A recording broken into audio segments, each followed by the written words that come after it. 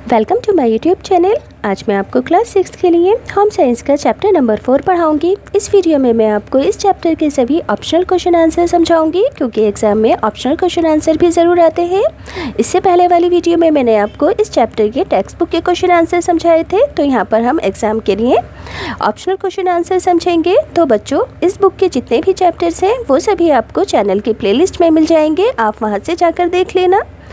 तो पढ़ना स्टार्ट करते हैं। पार्ट नंबर 4 का नाम है हमारे वस्त्र। पहला प्रश्न, जो तंतु खानों व भूमि से प्राप्त होते हैं उन्हें डैश कहते हैं। समझ में आया? जो तंतु यानी कि जो धागे खानों व भूमि से निकाले जाते हैं प्रोसीजर करके, उन्हें डैश कहते हैं। वस्त्रोपयोगी तंतु, मानव निर्मित तंतु, पशुजन्य तंतु या खानों से प्राप्त तंतु। देखो, नाम से साफ साफ पता चल रहा है कि खानों से प्राप्त तंतु इसका आंसर होगा, क्योंकि यहाँ पर तंतु को खानों और भूमि से निकालने की बात की गई थी, तो इसका आंसर होगा खानों से प्राप्त तंतु। दूसरा प्रश्न, ऐसे वस्त्र जिनमें सोना व चांदी प्रयोग में लाए जाते हैं उन्हें डैश कहते हैं।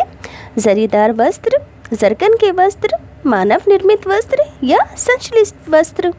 तो जो वस्त्र सोने व चांदी से बनते हैं उन्हें जरीदार वस्त्र कहते हैं। मनुष्य ने कुछ रासायनिक तत्वों से भी तंतु का निर्माण किया है, ऐसे तंतु डैश कहलाते हैं। वस्त्रोपयोगी तंतु, कृत्रिम तंतु, जरीदार वस्त्र या खानों से प्राप्त तंतु। तो देखो बच्चों, जो तंतु मनुष्य रासायनिक तत्वों से बनाता है उन्हें आर्टिफिशियल तंतु कहते हैं, यानी कि कृत्रिम तंतु कहते हैं। चौथा, वानस्पतिक तंतु का उदाहरण है सूती, लीलन तथा सन, सूती तथा टेरीवायल, सूती तथा जारजट या सूती तथा करेब।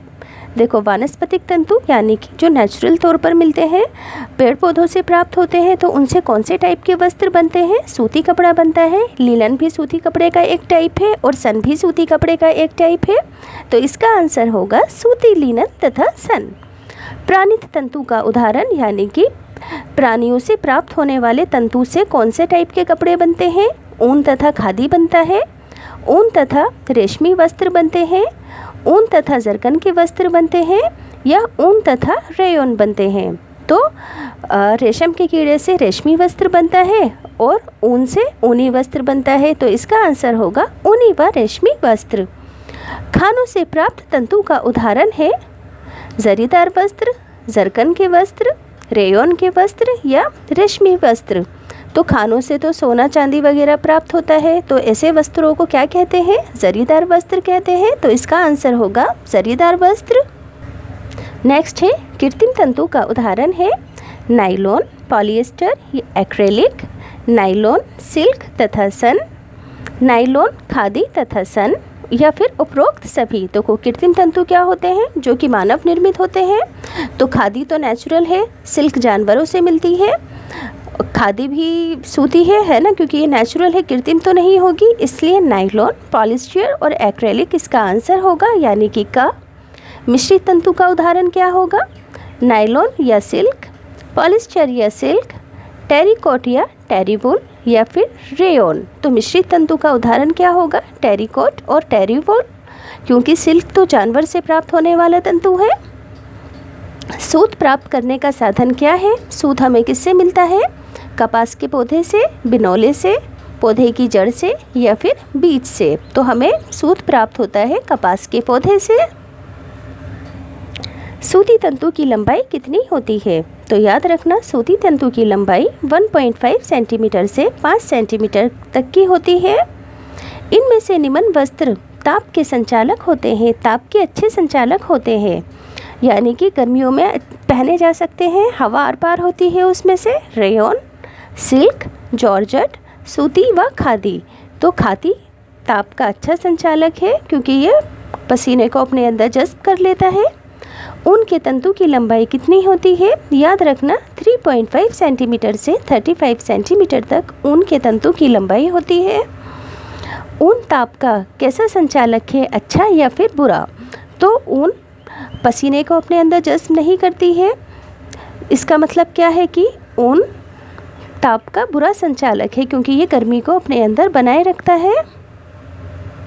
नेक्स्ट, रेशम को डैश कहा जाता है। रेशमी वस्त्र कहा जाता है, प्राकृतिक वस्त्र कहा जाता है, कपड़ों की रानी कहा जाता है या वस्त्रोपयोगी तंतु कहा जाता है? तो रेशम को कपड़ों की रानी कहते हैं। रेशम की शुरुआत सबसे पहले किस देश में हुई थी? सभी को पता होगा, चीन से रेशम की शुरुआत हुई थी। रेशम का कीड़ा किस पेड़ की पत्तियों पर अंडे देता है? तो शहतूत के पेड़ की पत्तियों पर रेशम का कीड़ा अंडे देता है। रेशम ताप का देश संचालक है, ये शरीर की गर्मी को बाहर नहीं निकलने देता। तो रेशम ताप का बुरा संचालक है क्योंकि ये शरीर की गर्मी को बाहर नहीं निकलने देता है।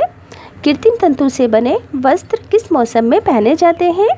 तो सर्दी के मौसम में पहने जाते हैं क्योंकि ये ताप के बुरे संचालक होते हैं, गर्मी को बाहर नहीं निकलने देते हैं, इसलिए गर्मियों में नहीं पहने जा सकते। अगला प्रश्न है, वस्त्र सदैव देश के अनुसार पहनने चाहिए, यानी कि मौसम के अनुसार पहनने चाहिए। तो इसका आंसर होगा ऋतु।